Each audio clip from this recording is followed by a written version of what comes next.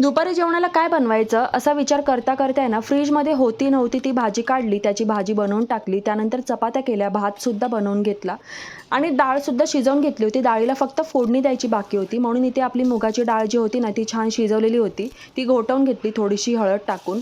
एका टोपामध्ये तेल घेतलं, त्यामध्ये जिरं, मोहरीची छान अशी फोडणी दिली. थोडासा कढीपत्ता आणि हिंगसुद्धा टाकलं आणि नंतर त्यामध्ये आहे ना डाळ ॲड केली आणि नेमकं फोडणीला आहे ना मी लसूण ॲड करायला विसरले होते ठेचलेला, तो नंतर टाकला.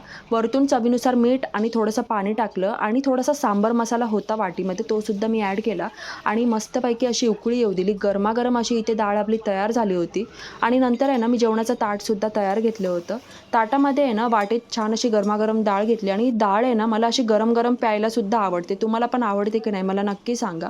तर इथे आपलं ताट रेडी आहे जेवणाचं. जेवण मस्तपैकी उरकून घेतलं.